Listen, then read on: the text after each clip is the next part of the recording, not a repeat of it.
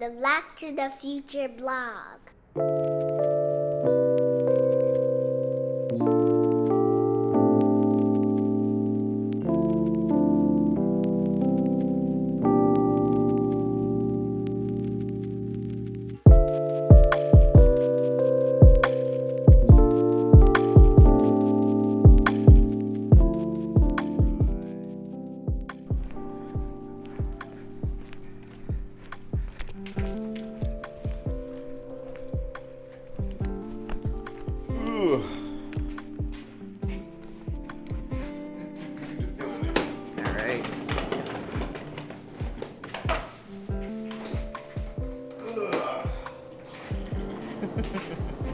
To the left. This way. Yeah. I know. There's about to be strength training. Here we go. Right now.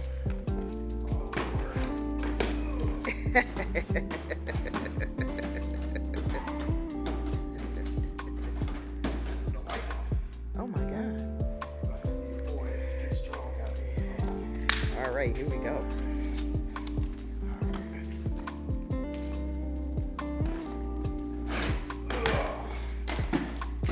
You can do it.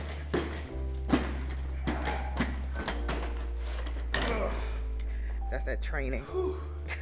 King. Hey, King. Hey, King. Hey. Hey, King. All right. I've made it to Long Beach, California. I'll be here for the next, I don't know, I'm looking to watch.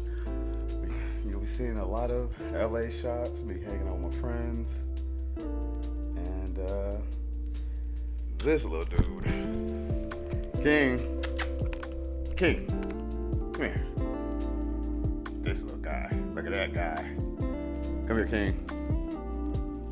King, come here. Come here, King. Yeah. Look at that. Look at that. He's already on my lap.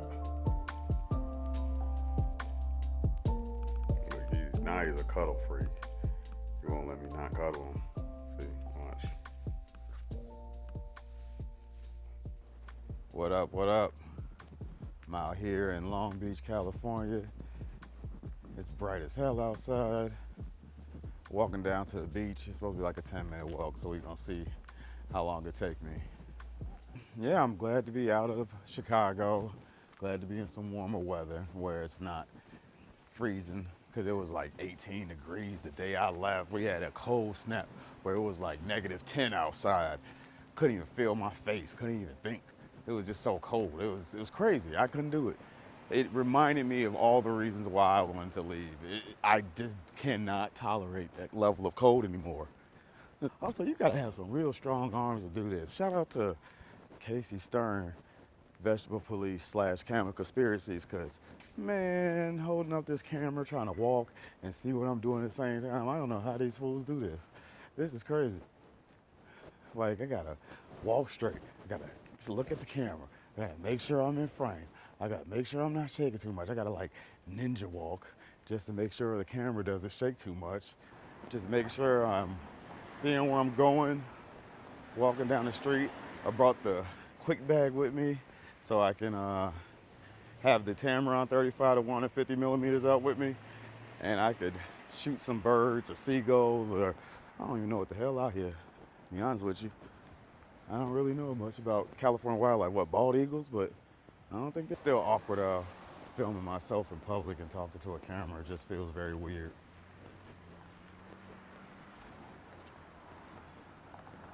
Also, damn, I should have brought a mask, because now I can't go anywhere or go into any place because I do not want to catch COVID. I'm about to travel internationally.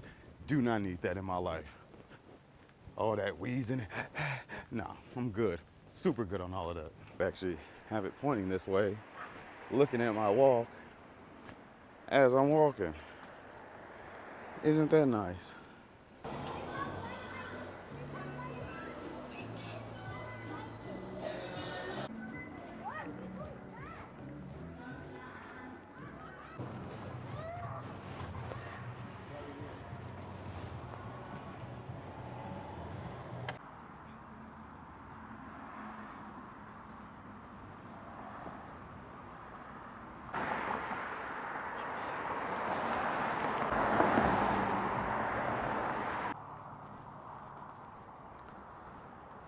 This is nice. Look at that.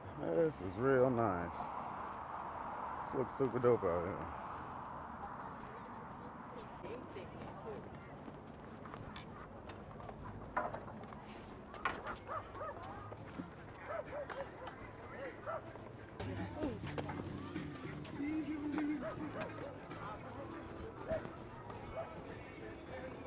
This is me realizing I did not bring the right shoes to walk in the sand. Huge mistake, still in progress. Did not bring the right shoes to the beach. But look, there's birds. I think I already got sand in my shoes. Yep, I already got sand in my shoes.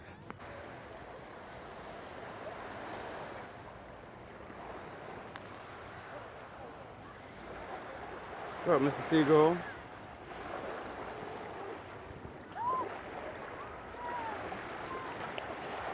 Yeah, I brought the big boy lens, but it's sandy as hell out here. I don't want no sand to get into it before I even get to New Zealand, so we're just gonna sit out here and enjoy the water.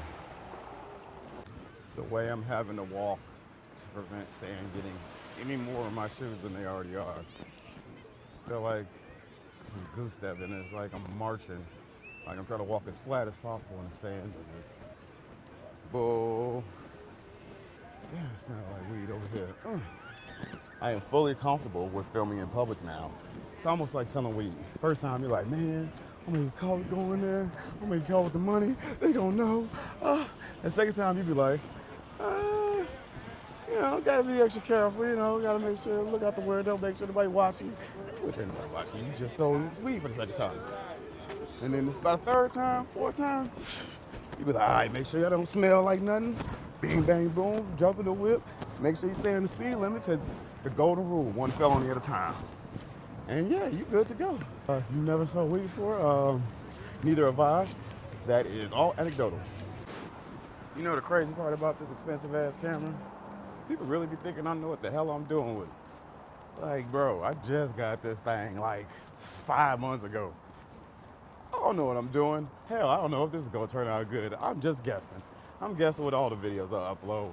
Like I done watched all these tutorials on YouTube about how to set up an A7C and how to shoot great film and how to be a talking head and how not to worry about public ridicule when, you know, vlogging.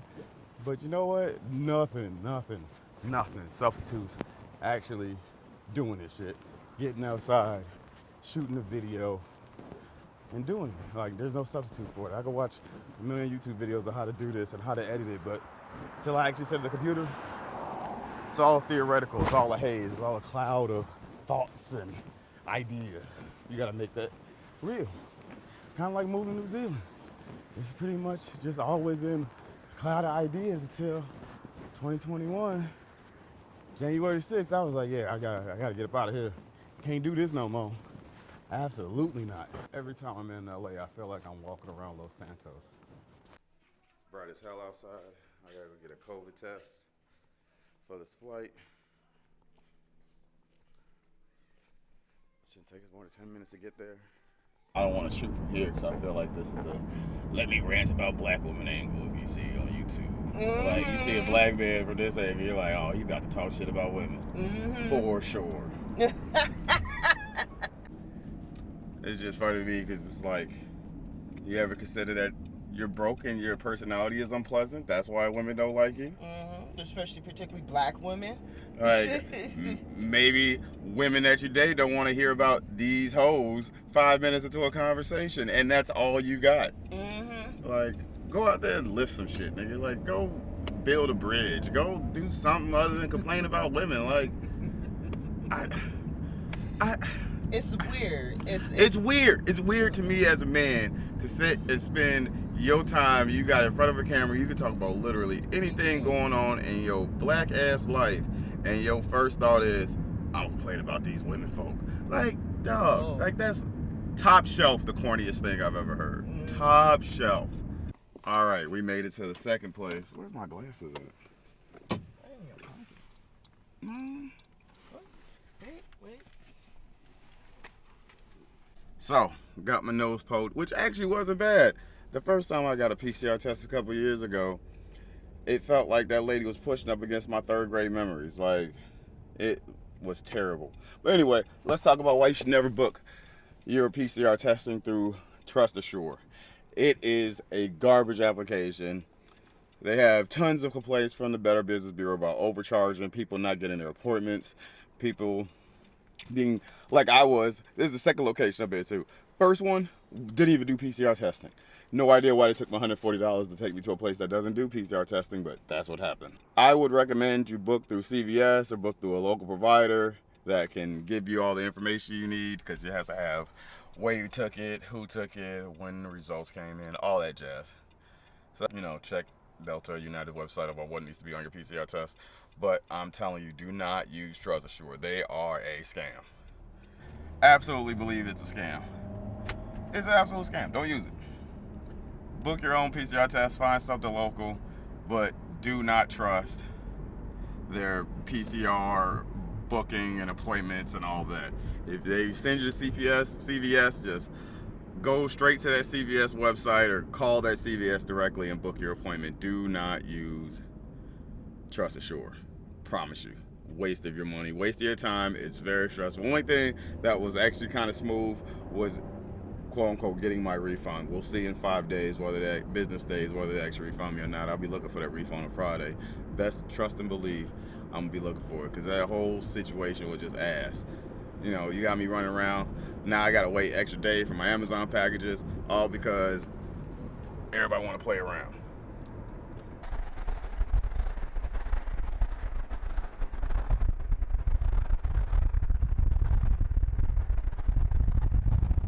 Just saw a grown ass lizard.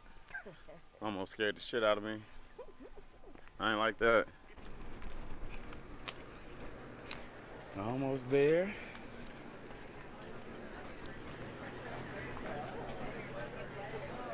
Oh, yeah, we made it. Most of the time. Most of the time. We all have our days. So I ordered I'm about to order something now. So.